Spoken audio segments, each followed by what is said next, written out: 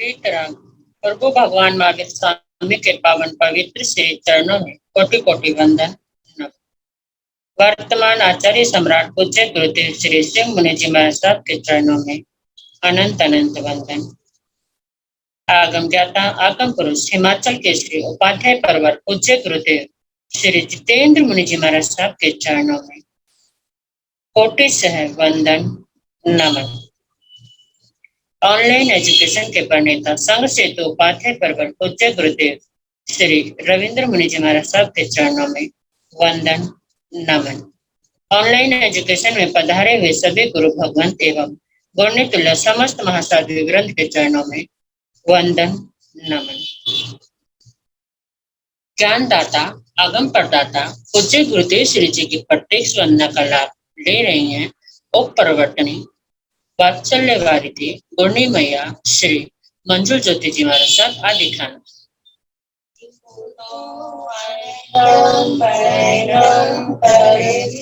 वंदामि नमः स्वामी सत्कारेमि सम्मानेमि कल्याणं मंगलं देव्यं श्रेयं पज्वास्मि मुखेन विभूतो अरण्यं परैलं करेमि।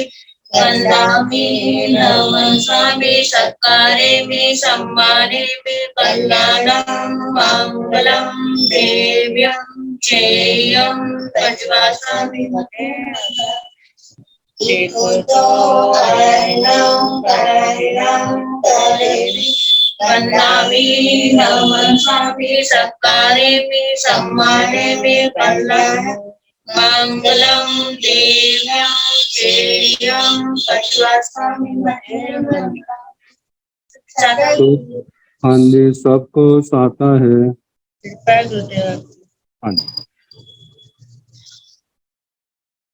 यह आगम वाचना निरंतर व निर्बाध गति से चलती रहे, इस हेतु सभी तपस्वी अपना अपना सहयोग दे रहे हैं।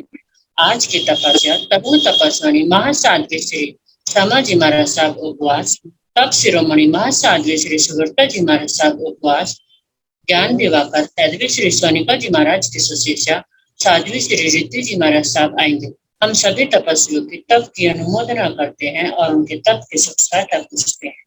अब हम पूज्य गुरुदेव श्री जी से करबद्ध प्रार्थना करते हैं कि आप अपनी अमृतमय वाणी से हमें कृतार्थ करें। पधारे गुरुदेव।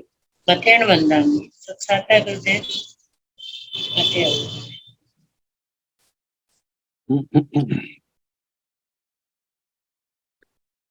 नमो अरिहंताण नमो सिद्धाण नमो आर्याण नमो ओवध्यायाण नमो लोय सव साहोण ऐसा पंत नमो कारो सव पावतण मंगलानंत संदेशन पड़ मंगल मंगलम।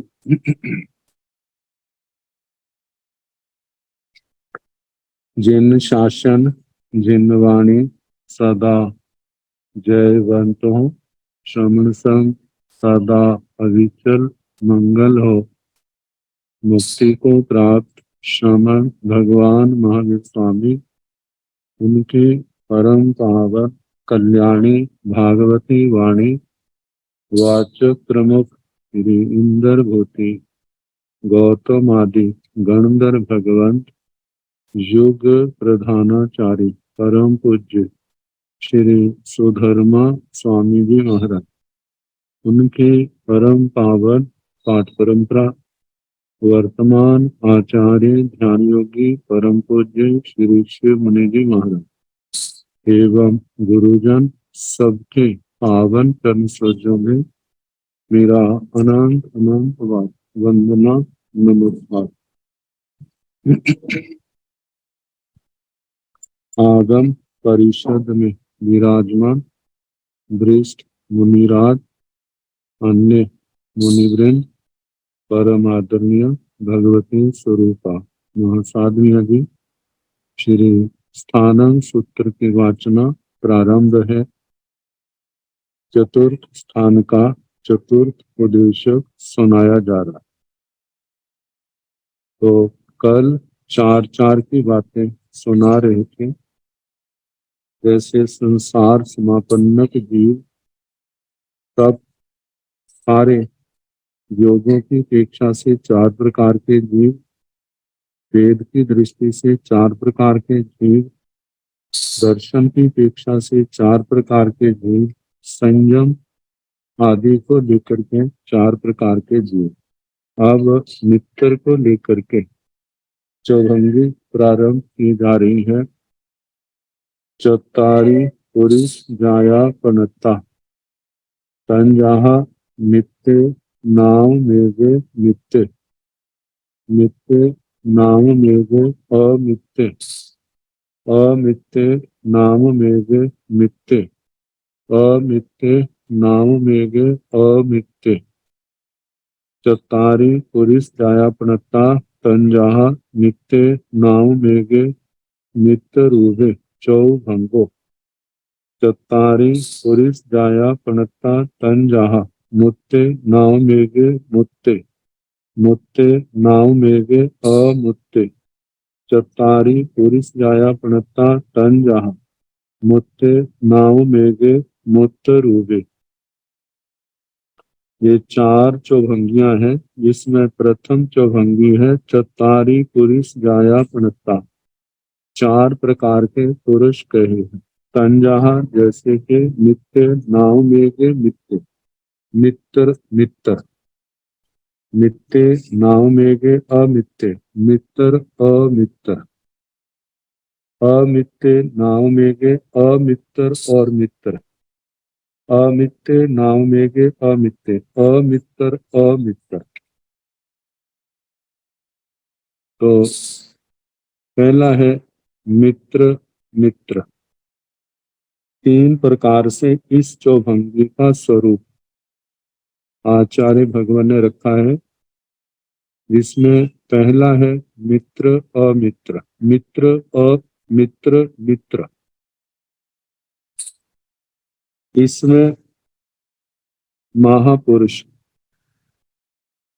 वे महापुरुष जीव के मित्र मित्र है, जो लोक परलोक दोनों में सुख मार्ग का प्रदर्शक है। दोनों लोकों का उपकार करने वाले, इस लोक का भी और परलोक का भी। और सदगुरु सच्चा गुरु देखा जाए वह आत्मा का मित्र मित्र। इस संसार में सन्मार्ग दिखाता है, पाप कर्मों से रोकता है, धर्म मार्ग पर चलाता है। तो इस संसार का मित्र और धर्म मार्ग पर चलने के कारण उस आत्मा का परलोक भी सुधरता है, पर भव भी सुधरता है, इसलिए वो अगले जन्म का भी मित्र है।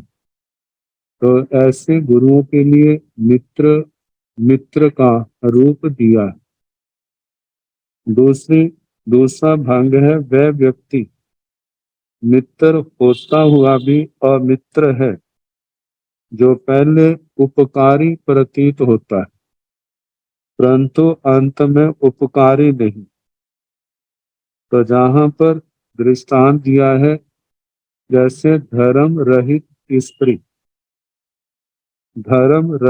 स्त्री का स्नेह भले ही इस लोक में सुख रूप प्रतीत होने वाला है, जहां तो सब प्रकार से सेवा करती है, सब प्रकार से अनुकूल है, लेकिन जब धर्म की बात चलती है तब वो ना धर्म करती है ना ही करने देती। इस भव की अपेक्षा से तो वो सुखकारी है, लेकिन धर्म क्षेत्र से रोकने के कारण, संयम तप की आराधना में व्यवधान डालने के कारण वो पर भव की दृष्टि से मित्र नहीं है। तो जहाँ तो स्त्री का रूप देखा रखा, लेकिन कोई भी व्यक्ति ऐसा हो जो इस भाव का तो सहयोगी है लेकिन धर्म से विमुख करने वाला है, तो ऐसा व्यक्ति दूसरे भंग में ही उसको लिया जाएगा। अब तीसरा व्यक्ति ऐसा है अमित्र मित्र। वह व्यक्ति अमित्र होते हुए भी मित्र है, जिसका व्यवहार देखने में कठोर है, शत्रु जैसा है, परंतु अंत में हितकारी है।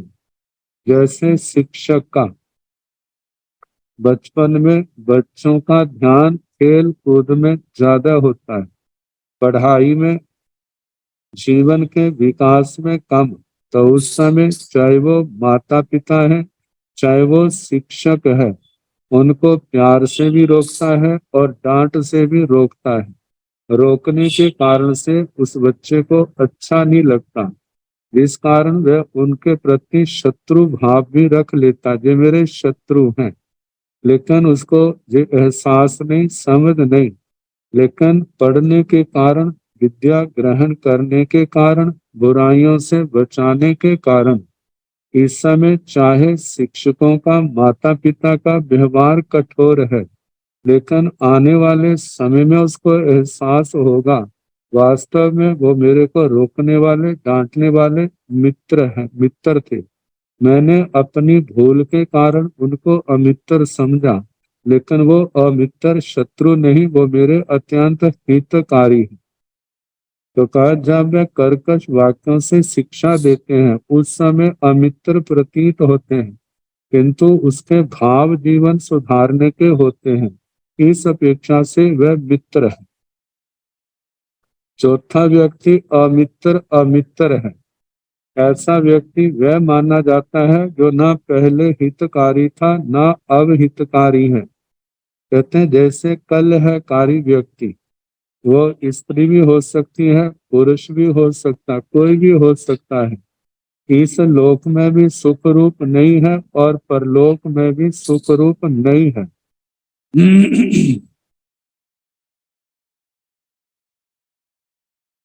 वृत्तिकार ने जहां पर कहा है कि जहां मित्र का अर्थ स्त्री ग्रहण करके ये संकेत किया है कि वास्तव में वही व्यक्ति मित्र है जो सुख दुख में सहायक हो और धर्म में भी सहायक हो, किंतु धर्म रहित मित्र परलोक की अपेक्षा से अमित्र ही माना जाता है।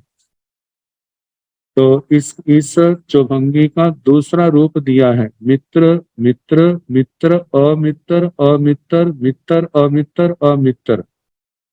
एक दूसरा रूप जो है, एक पुरुष बाहर से भी मित्र है और भीतर से भी मित्र है। एक पुरुष बाहर से तो मित्र है किंतु भीतर से शत्रु है। मतलब कि एक और हम जवान से सोच लें और दूसरा पक्ष जो है मन से सोच ले, तो कहा जाता है बाहर से मित्र है, जवान से तो बड़ा मीठा बोलता है, लेकिन मन से, मन के अंदर भी उसके मधुरता भरी हुई है। तो ऐसा अंदर से भी मित्र और बाहर से भी मित्र। दूसरा व्यक्ति बाहर से तो मित्र है किंतु भीतर से शत्रु है। जवान से तो बड़ा मीठा है, उसके अनुसार बोलता है, लेकिन मन के अंदर सरलता नहीं, मन के अंदर धोखा देने का, उसका बुरा करने का भाव है। तो ऐसे व्यक्ति बाहर से चाहे वो मित्र है लेकिन अंदर से मित्र नहीं है। तीसरा भांगा बाहर से तो अमित्र है लेकिन भीतर से मित्र है। बाहर से कोई प्रकृति के दोष के कारण जबान में कड़वापन है, रूखापन है, तीखापन है, इसलिए वो ऐसा बोलते हैं, लेकिन मन के अंदर हित की भावना है, वो कभी बुरा सोचता नहीं है। सामने हो चाहे पीठ पीछे हो, उसका भला ही चिंतन करता है। तो ऐसा व्यक्ति बाहर से तो शत्रु लगता है लेकिन अंदर से हितैषी है, मित्र है। और चौथा व्यक्ति एक बाहर से भी अमित्र है और भीतर से भी मित्र है। जबान से भी कटुक, कड़वा, तिखा, रुखा ही बोलता है, वो व्यवहार अच्छा नहीं, लेकिन मन के अंदर मन के भाव भी अच्छे नहीं है। तो इस कारण दोनों दृष्टियों से वो शत्रु है। अब इस चौभंगी का तीसरा रूप दिया है। एक व्यक्ति पहले भी मित्र था, अब भी मित्र है। एक व्यक्ति पहले, आज से पहले 10 साल, 20 साल, 50 साल पहले वो मित्र था, अब भी मित्र है। एक पहले मित्र था लेकिन अब मित्र नहीं है। एक पहले तो मित्र नहीं था, अब मित्र है। एक ना पहले मित्र था, ना ही अब मित्र है। तो इस प्रकार इस चौभंगी के तीन रूप हमारे सामने रखे, जो बिल्कुल जीवन में यथार्थ रूप से घट जाते हैं। अब इसके आगे दूसरा रूप, दूसरी चौभंगी। चतारी पुरिस जाया पणता तन जहा मित्ते नामेगे मित्र रूबे चौभंगो। तो इसका ऐसे है, मित्ते नामेगे मित्र रूबे, मित्ते नामेगे अमित्र रूबे, अमित्ते नामेगे मित्र रूबे, अमित्ते नामेगे अमित्र रूबे। एक चार प्रकार के पुरुष कहे हैं, जैसे कि तन जहा, जैसे कि मित्ते नामेगे मित्र रूबे, एक मित्र है और मित्र रूप भी है। एक मित्र है लेकिन मित्र रूप नहीं है, और एक अमित्र है लेकिन मित्र रूप है, और एक अमित्र है और अमित्र रूप ही है। तो जहां पर कहा है कि कुछ व्यक्ति अंदर से हितैषी होने के कारण मित्र है, बाहर से मधुर व्यवहार होने के कारण भी मित्र है। मतलब के अंदर से भी मित्र है और बाहर से हितैषी होने के कारण से वो मित्र रूप है, मधुर भाषी होने के कारण से मित्र है, मित्र रूप है। दूसरे व्यक्ति ऐसे हैं, भीतर से तो हितैषी हैं, हितैषी होने के कारण मित्र प्रतीत होते हैं, किंतु बाहर से कटुक व्यवहारी होने से वो मित्र रूप जान नहीं पड़ते, क्योंकि व्यवहार में कड़वापन, तीखापन है, तो इसलिए वो मित्र रूप नहीं है। तीसरे, कुछ व्यक्ति भीतर से तो अमित्र होते हैं, किंतु बाहर से मधुर व्यवहार के कारण मित्र रूप जान पड़ते हैं। और चौथा कहा है कि कुछ व्यक्ति ऐसे भी होते हैं जो ना भीतर से मित्र होते हैं और कटु व्यवहार होने के कारण बाहर से भी अमित्र रूपी ही हुआ करते हैं। अब तीसरी चौभंगी बताई जा रही है। चतारी पुरुष जाया पणता तंजहा मुत्ते नामेगे मुत्ते, मुत्ते नामेगे अमुत्ते, अमुत्ते नामेगे मुत्ते, अमुत्ते नामेगे अमुत्ते। चतारी पुरुष जाया पणता, चार प्रकार के पुरुष कहे हैं। तंजहा जैसे के, मुत्ते नामेगे मुत्ते, जहां पर मुत्ते शब्द का अर्थ जो किया, मुक्त किया है। मुक्त शब्द से मूर्त विषाया बन जाती है, लेकिन जहां पर मुक्त, मुक्त, मुक्त, अमुक्त, अमुक्त, मुक्त और अमुक्त, अमुक्त, इस प्रकार की चौभंगी बनाई। तो मुक्त का अर्थ जो है, एक तो है उनको मुक्त कहा जाता है जो आठों कर्मों के बंधनों से मुक्त हो गए, जो सिद्ध गति को प्राप्त हो गए। और दूसरा जो है मुक्त आसक्ति के बंधनों से मुक्त। एक व्यक्ति आसक्ति के बंधनों से मुक्त है और दूसरा बाहर के बंधनों से मुक्त। एक ऐसा है अपने पास सब कुछ है लेकिन आसक्ति किसी के प्रति नहीं, और एक व्यक्ति है पास में कुछ भी नहीं लेकिन आसक्ति बहुत है, मेरे को मिले। तो जहां पर कहा है कि ऐसे चार प्रकार के पुरुष, एक पुरुष द्रव्य से मुक्त है, अनासक्त होने के कारण भाव से भी मुक्त है। देखा जाए तो सच्चा साधु जीवन बाहर के परिग्रह से मुक्त है और अंदर जो मूर्छा आसक्ति है उससे भी मुक्त है। दूसरा है मुक्त अमुक्त। एक पुरुष द्रव्य से तो मुक्त है, द्रव्य तो सब छोड़ दिए, संबंध छोड़ दिए, लेकिन आसक्ति से मुक्त नहीं हुए। तो इसका मतलब अब भाव से मुक्त नहीं है, द्रव्य से मुक्त है, भाव से नहीं। तीसरा अमुक्त मुक्त, मतलब द्रव्य से तो मुक्त नहीं है लेकिन भाव से मुक्त है। तो कहा जाता है कि ऐसा साधु, ऐसा गृहस्थ वर्ग घर गृहस्थी में रहता है लेकिन आसक्ति के बंधनों से ऊपर उठ चुका है। और चौथा है अमुक्त अमुक्त, ना द्रव्य से मुक्त है ना भाव से ही मुक्त है। तो इनमें चारों दृष्टांतों का वर्णन कहते पहले भंग में तो चारित्र संपन्न साधु वर्ग की गणना होती है जो द्रव्य से भी मुक्त है भाव से भी मुक्त है। दूसरे भांगे में द्रव्य से तो मुक्त है लेकिन भाव से मुक्त नहीं, जहां पर दूसरे भंग में रंक या वे साधु होते हैं जो केवल वेशभूषा से साधु।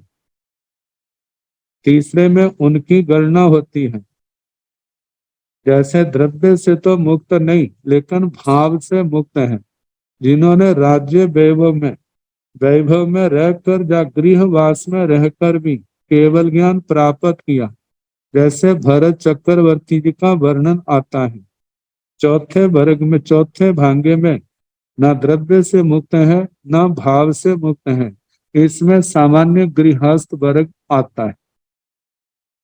और चौथी चौभंगी है चौतारी पुरुष जाया पणता तंजाह मुत्ते नाम वेगे मुत्त रूवे, मुत्ते नामेगे अमुत्त रूवे, अमुत्ते नामेगे मुत्त रूवे, अमुत्ते नामेगे अमुत्त रूवे। तो चतारी पुरुष जाया पणता चार प्रकार के पुरुष कहे हैं। तंजहा जैसे के मुत्ते नामेगे मुत्त रूवे, मुक्त मुक्त रूप, मुक्त अमुक्त रूप, अमुक्त मुक्त रूप, अमुक्त अमुक्त रूप। तो इसका इस पर ऐसे वर्णन किया है, एक व्यक्ति भीतर से भी मुक्त है और ध्यानस्थ होने से वो मुक्त रूप भी है। पहला भांगा मुक्त मुक्त रूप, दूसरा भांगा है एक भीतर से तो मुक्त है किंतु बाहर से मुक्त रूप नहीं है। तीसरा है एक भीतर से तो मुक्त नहीं है अमुक्त मुक्त रूप लेकिन बाहर से मुक्त रूप है। एक ना भीतर से मुक्त है ना बाहर से मुक्त रूप ही है। तो प्रथम भंग में साधना निष्ठ साधु वर्ग की गणना होती है जो भीतर से भी मुक्त है और ध्यानस्थ होने के कारण बाहर से भी मुक्त है। दूसरे वर्ग में जो भीतर से मुक्त है लेकिन बाहर से मुक्त रूप नहीं है, दूसरे वर्ग में गृहस्थ अवस्था के अंतर श्रमण भगवान महावीर की गणना हो सकती है। मतलब ऐसे लोग जो भीतर से अंदर से आसक्ति नहीं है लेकिन बाहर से वो गृहस्थ जैसे दिखाई देते हैं। तो तीसरे वर्ग में एक भीतर से तो मुक्त नहीं है बाहर से मुक्त रूप है। तो संयम के अभिमुक्त वह संयम के अभिमुख जो संयम लेने के लिए तैयार हो रहे हैं, ऐसे विरक्तों की गणना होती है। मतलब अंदर से तो आसक्ति नहीं है लेकिन बाहर से मुक्त, अंदर से भीतर से तो मुक्त नहीं है बाहर से मुक्त रूप है। संयम के अभिमुख विरक्तों की गणना होती है। एक ना भीतर से मुक्त है ना बाहर से मुक्त रूप ही है। तो जहां पर कहा जाता है इस समय गृहस्थ लोग समाविष्ट हैं, उनका समावेश है जो साधक भाव से मुक्त है, वे ही मोक्ष के अधिकारी हो सकते हैं क्योंकि अंत शुद्धि में भाव की प्रधानता रहती है। इसी से जीव का कल्याण और अकल्याण हो सकता है। तो चौथे भंग में ना भीतर से मुक्त है ना ही बाहर रूप, तो इसमें गृहस्थ का रूप आता है। तो अब इसके आगे पंचेंद्रिय त्रिंचों की गति और आगति, साथ में मनुष्यों की भी गति और आगति का वर्णन आता है। पंच इंद्रिय त्रिख जोड़िया चौ गैया चौ आ गैया पनता तन जहा। पंच इंद्रिय त्रिख जोड़िया पंच इंद्रिय त्रिख जोड़िए सो उग वज्र माना ने रहिए हिंतोबा त्रिख जोड़िए हिंतोबा मनुष्य हिंतोबा देवे हिंतोबा उग वज्रेगा से चेवण से पंचेंद्रिय त्रिक जोड़िए पंचेंद्रिय त्रिक जोड़ियता दीप जह माणे ने रैयताय व चाव देवताय व उव उवा गच्छेगा। तुम्हारे पंचेंद्रिय त्रिक जोड़िया चौ गैया चौ आ गैया पणता। पंचेंद्रिय त्रयंच चार गतियों को जाने वाले और चार गतियों से आने वाले होते हैं। तन जहाँ ऐसा कहा है, तन जहाँ जैसे कि पंचेंद्रिय त्रिक जोड़िए पंचेंद्रिय त्रयंच पंचेंद्रिय त्रिक जोड़िए सो उव वज्र माना। जब वो पंचेंद्रिय त्रिंचों में पंचेंद्रिय त्रिंच के रूप में जन्म लेते हैं, उत्पन्न होते हुए इन चार स्थानों से आते हैं। ने रहिए हिंतोबा या तो नारकियों से आते हैं। त्रिख जोड़िए हिंतोबा पंचेंद्रिय त्रिंचों में पैदा होने वाला जीव। पंचेंद्रिय त्रियंच जोड़ने से मतलब एक इंद्रिय से लेकर पंचेंद्रिय तक जो त्रियंच है उनसे भी आकर के त्रियंच बन सकता है। तीसरा है मनुष्य हिंतोबा मनुष्यों से आकर के भी पंचेंद्रिय त्रियंच बन सकता है। देवे हिंतोबा उव बचेगा और देवताओं से भी आ करके वो पंचेंद्रिय त्रियंच बन सकता है, क्योंकि शास्त्रों में कहा है भवनपति वाणव्यंतर ज्योतिषी वैमानिकों में पहले देवलोक से लेकर के आठवें देवलोक तक के देवताओं में से अपना भाव पूर्ण करके पंचेंद्रिय त्रियंचों में आकर के जन्म ले सकते हैं। तो इसलिए कहा कि देवों से भी आकर के पंचेंद्रिय त्रिंचों में जीव जन्म ले लेते हैं। और जिस समय पंचेंद्रिय त्रिंच का भाव छोड़ते हैं तो ये चारों गतियों में जाने वाले भी होते हैं। चारों में से कहीं पर भी जा सकते हैं। से चेवण से पंचेंद्रिय त्रिख जोड़िए वे ही वह पंचेंद्रिय त्रियंच जोनिका पंचेंद्रिय त्रिख जोनियतम विप जह माने। जब वह अपनी पंचेंद्रिय त्रियंच भाव की पर्याय छोड़ता है तो छोड़ करके नेरयताय व विप जह माने छोड़ता हुआ नेरयताय नारकी के रूप में भी जन्म ले सकता है। और पंचेंद्रिक जोनियताय भी त्रियंच जोनि के रूप में भी मनुष्यताय मनुष्य के रूप में भी देवताय व उवा गच्छेगा देवता के रूप में भी वो आ जाता है, क्योंकि कहा जाता है पंचेंद्रिय त्रियंच देवगति में पैदा हो तो वे भवनपति वाणव्यंतर ज्योतिषी पहले देवलोक से लेकर के आठवें देवलोक तक देवता के रूप में जन्म ले सकते हैं। तो इस प्रकार पंचेंद्रिय त्रिंचों का मतलब चार स्थानों से जो आए होते हैं और अपना भव पूर्ण करके चार स्थानों में कहीं पर भी जन्म अपने कर्म के अनुसार ले सकते हैं। आगे मनुष्य चौ गैया चौ आ गैया एवं के मनुष्य मनुष्यों का भी चार गति को चार गत स्थानों को जाने वाले और चार स्थानों से ही आने वाले होते हैं। तो एवं मनुष्य भी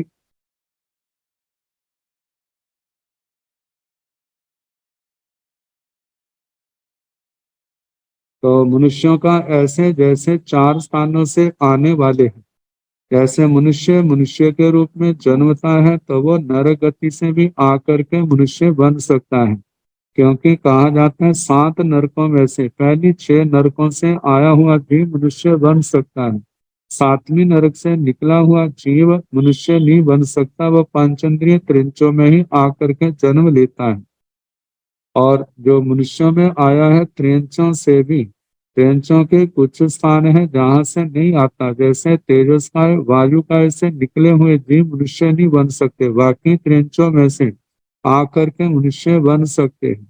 और कहा जाता है पंच इंद्र जो त्रियंच जुगलियां हैं वो भी मनुष्य के रूप में जन्म नहीं लेते, क्योंकि उनका जन्म नियम से देवलोक में होता है।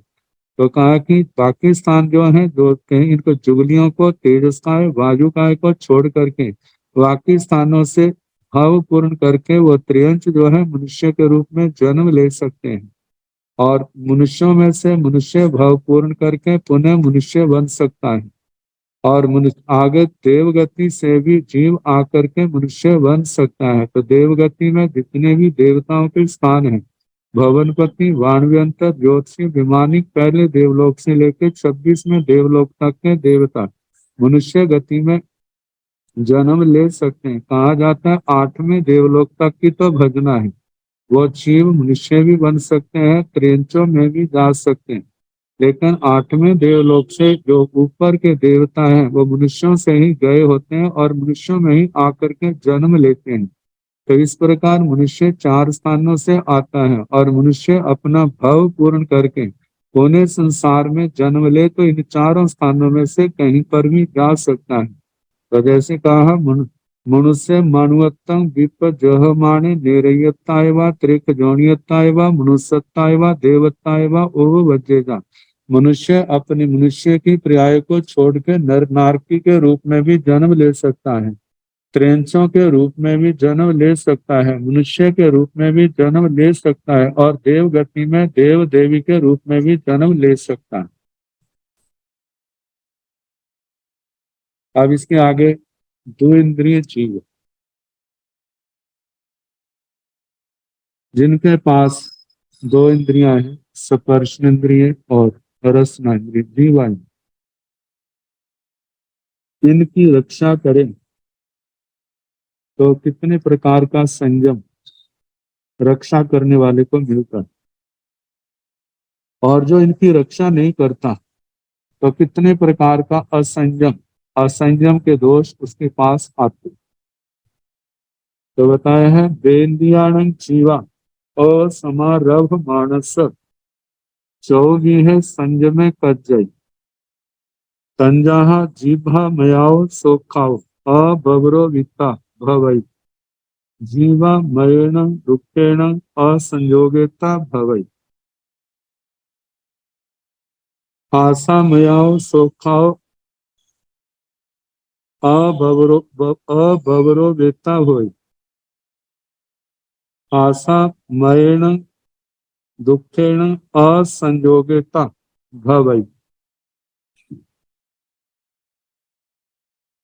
बेंदियाण जीवा समारभ मानस संचोगी है असंयमे कज्जई तंजाहा जीवा मयाओ सोखाओ बवरो वित्ता भवई जीवा मयेण दुखेण संयोगिता भवई आशा मयाओ सोखाओ बवरो वित्ता भवई आसमयेण दुखेण संयोगिता भवई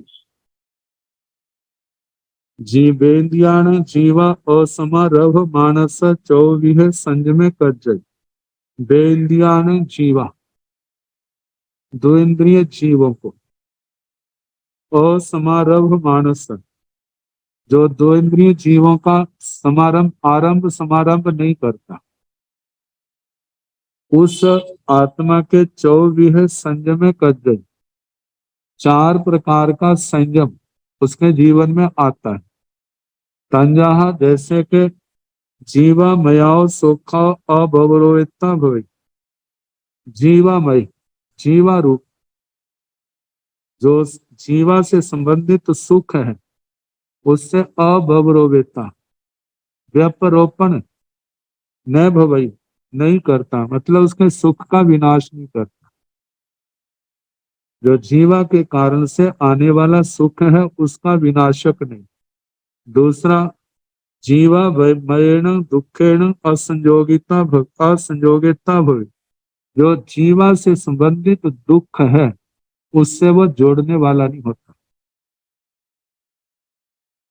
जीवा मयण दुखेण असंयोगिता हुई, जीवा मय दुख से वो जोड़ता नहीं, संयोग उसका संयोग नहीं कराता, उससे संयुक्त नहीं करता, मतलब सुख से अलग नहीं करता और दुख से जोड़ता नहीं। ये तो जीवा से संबंधित। ऐसे स्पर्श इंद्रिय का पास में आओ, सो खाओ, अभवरोवेता भवे। स्पर्शमय जो सुख है उससे वो अलग नहीं करता। एवं च इसी प्रकार हास मयण दुखेण असंयोगिता हुई, जो स्पर्शन इंद्रिय संबंधित दुख है उससे वो जोड़ता नहीं। मत दोनों इंद्रियों के सुख से अलग नहीं करता और दुख से जोड़ता नहीं। तो ये चार प्रकार का संयम दो इंद्रिय जीवों की रक्षा करने वाली आत्मा को प्राप्त होता है। अब जो द्विंद्रिय जीवों का आरंभ समारंभ करता है तो उसको चार प्रकार का असंयम उसकी आत्मा में जीवन में आता है। वेन्द्यान जीवा समारंभ मानस चौबीह असंयमे कज्जई तंजहा। दो इंद्रिय जीवों का समारंभ करने वाले के चार प्रकार का असंयम का दोष लगता है। तंजहा जैसे के जीवा मयाओ सोखाओ बबरो वेता हुए। जीवामय सुख से बबरोविता भ्रष्ट करने वाला होता है, मतलब सुख को समाप्त करता है। और जीवामयण दुखेण संयोगिता भय, जीवा रूप जीवा से होने वाला जो दुख है उससे जोड़ता है। आसमयाओ सोखाओ बबरो वेता भय, ऐसे स्पर्शन इंद्रिय का संबंधी जो सुख है उससे वो अलग करता है। आसमयण दुखेण संयोगिता हुई, और स्पर्श इंद्रिय के कारण से होने वाला जो दुख है उससे वो जोड़ता है। तो इस प्रकार द्विंद्रिय जीवों का आरंभ समारंभ करने वाला, उनका वध करने वाले जीव को जो चार प्रकार के असंयम की प्राप्ति होती है जिससे कर्म बंद होता है।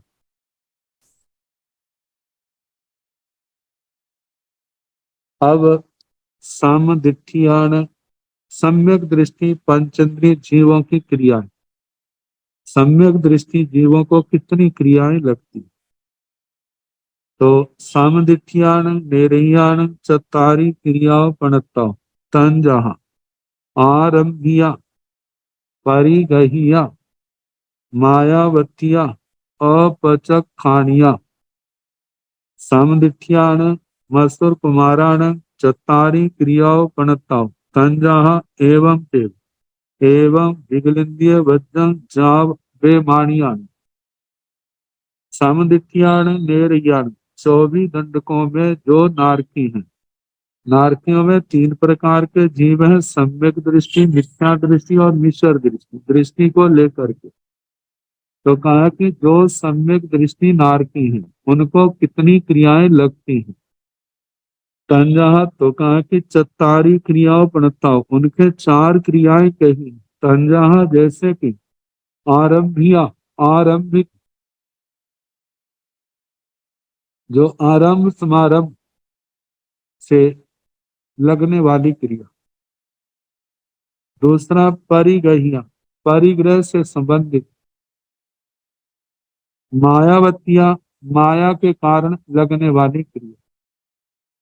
अपचखानिया, अप्रत्याख्यान, प्रत्याख्यान ना करने के कारण से लगने वाली क्रिया।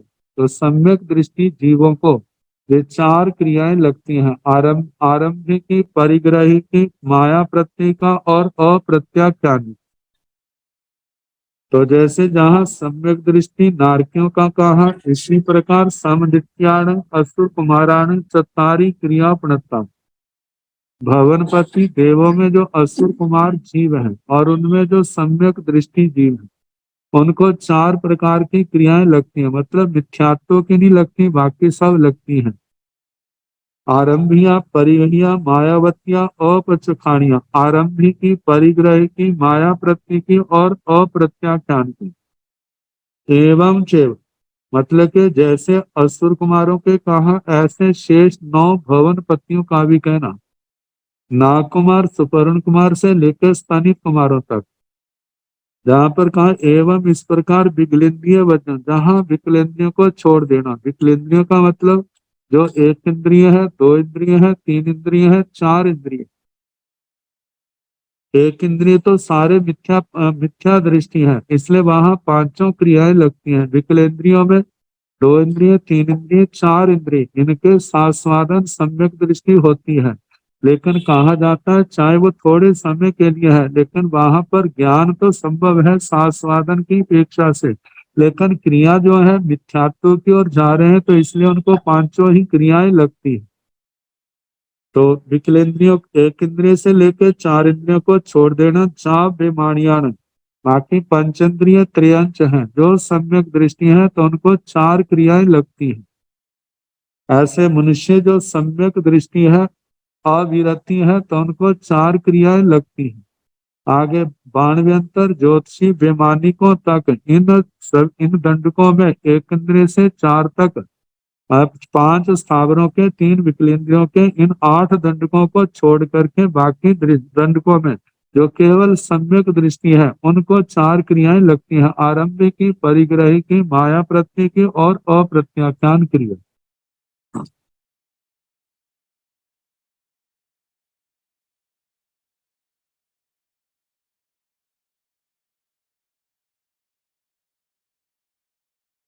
चौहि खाणे ही संते गुणे नासे जा, तंजाह कोहेन परिनिवेशेण अकयन्नुयाय मी छत्ता विनिवेशेण।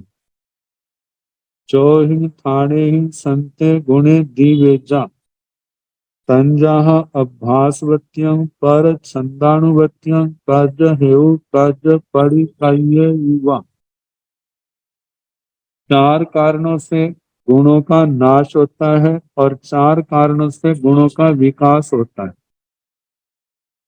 तो दोनों बातों का वर्णन किया है। चौहिन खाणे ही संते गुणे नासेगा, चार कारणों से, चौहिन ठाणे ही चार स्थानों से, चार कारणों से संते गुणे, संते का जहां पर जो विद्यमान है, जो जिन गुणों की सत्ता आत्मा के अंदर है, उन गुणों का गुणे नासेजा, वो गुण नष्ट होते हैं। तो गुणों को नष्ट करने वाले चार दोष कौन से हैं? पहले कहा है तंजहा, जैसे कि कोहेण क्रोध से, परिनिवेशेण प्रतिनिवेश, अभिमान,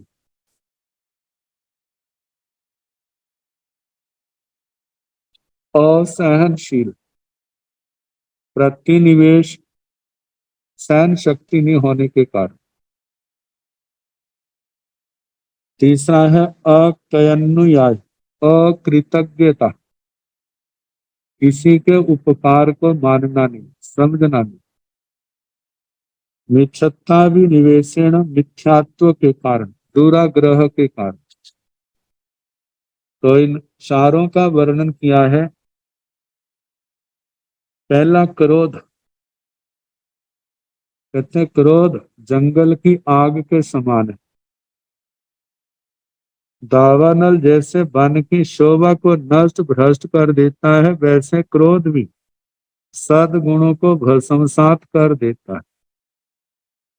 क्रोध एक आग है, इसकी चिंगारी मात्र से मानव शरीर में वह अग्नि प्रज्वलित हो जाती है जो समस्त गुणों को जलाने में समर्थ है। तो इसके संबंध में कहा है कि काम एष क्रोध एष रजो गुण समुद्भव, महाशनो महापापमा विद्येनम ही इह वैरिणम। ये गीता का श्लोक दिया है।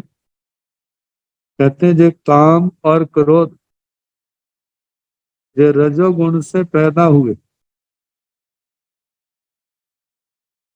महाशनो महापापमा, महाशनो जो कुछ भी सामने आने वाला उसको खाने वाले, नष्ट करने वाले, महापापमा महापापी, विद्धि एनम इह वैरिणम, जहां इसी को अपना बैरी समझो। क्योंकि क्रोध के आवेश में आकर के व्यक्ति क्या नहीं कर जाता, फिर चाहे सारी आयु भर उसको पश्चाताप करना पड़े, लेकिन जो गलत कर चुका है उसका परिणाम हर समय उसके सामने रहता है। तो गुणों को नष्ट करने वाला पहला दोष है वह है क्रोध, कोहेण। दूसरा परिनिवेशेण प्रतिनिवेश, प्रतिनिवेश का अर्थ है अहंकार, अभिमान। अभिमान को सारे पापों का मूल कहा जाता है। अभिमान के आने के बाद व्यक्ति भूल जाता है मेरा वास्तविक स्वरूप क्या है, मुझे क्या नहीं करना चाहिए। कहते जब अपने रूप को भूल जाता है तो कितने अवगुण दोष पैदा हो जाते हैं। तो इसलिए कहा जाता है इस अहंकार से, अभिमान से जो असहनशील वृत्ति है वो आत्मा को मतलब के उसके गुणों का नाश करने वाली। और तीसरा है अकृतज्ञता, मतलब कृतं जानाति इति कृतज्ञ। कृतज्ञ से भाव है कृतज्ञता, और कृतज्ञता का अभाव होना अकृतज्ञता। किसी के उपकार को मतलब जानना नहीं, मानना नहीं, ये तीसरा दोष। और चौथा है मिथ्यात्व अभिनिवेश, दुराग्रह। मिथ्यात्व तो अपना परिभाषिक शब्द लेकिन मिथ्या शब्द से बना है, और भाव अर्थ में मिथ्यात्व। मिथ्या का मतलब गलत, जानते हुए या अनजानेपन में भी जब गलत बात पर आग्रह करते हैं, दुराग्रह करते हैं, तो उससे भी जो है दूसरा पक्ष आहत होता है और स्वयं कितने पाप कर्म का बंद कर लेता है। तो इस दोष के कारण से भी आत्मा के अंदर रहे हुए गुणों का नाश होता है। तो क्रोध, अहंकार, अकृतज्ञता और दुराग्रह ये आत्मा के अंदर रहे हुए दोषों को मतलब गुणों को नष्ट करने वाले हैं। अब बताया है चौहिं ठाणे ही संते गुणे त्रिवेजा। चार कारणों से आत्मा में जो गुण है वो और बढ़ते हैं, विकसित होते हैं, विशाल रूप को धारण करते हैं। तंजहा जैसे कि अभ्यासवत्यं, अभ्यास वर्तित्व, पर छंदानुवर्त्यं, पर छंदानुवर्तित्व, कार्य हेतु कार्य हेतु, कार्य परिकय्य इवा, कृत प्रातिकृतक। मतलब पहला है अभ्यासवत्यं, इसके दो रूप बनते हैं, एक तो गुणों का अभ्यास करना, दूसरा इसका रूप है अभ्यासवत्यं वर्तित्व, गुरुजनों के, अपने वृद्धों के, बड़ों के सानिध्य में रहना, उनके चरणों में रह करके शास्त्र वाणी का शास्त्र वाणी का अभ्यास करना, चारित्र का अभ्यास करना। चारित्र निर्मल हो, कहीं पर दोष लगा तो आलोचना प्रायश्चित के द्वारा उसका शुद्धिकरण करना।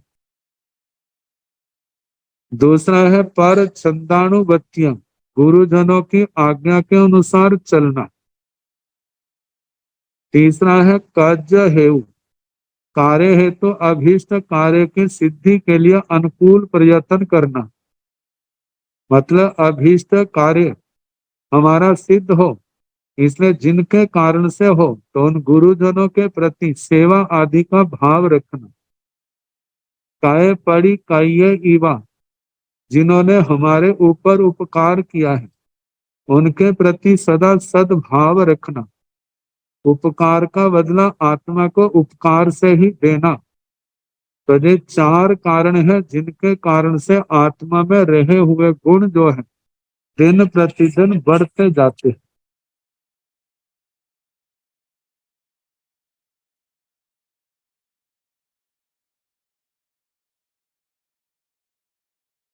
आगे निर्याण चौहिं ठाणे शरीरोपत्ति सिया तंजा कोहेण माणेण मायाय लोभेण एवं जा बेमानियाण निर्याण चौहिं ठाणे निवत्तिये शरीरे पणत्ते तंजा कोह निवत्तिये जाव लोभ निवत्तिये एवं जा बेमानियाण। शरीरों की उत्पत्ति और निष्पत्ति का कारण। उत्पत्ति के लिए कहा है कि जन्मना, उस शरीर के रूप में पहुंचना। वहाँ शरीर ग्रहण करने के लिए और शरीर का पूर्ण रूप बन जाना वो निष्पत्ति है।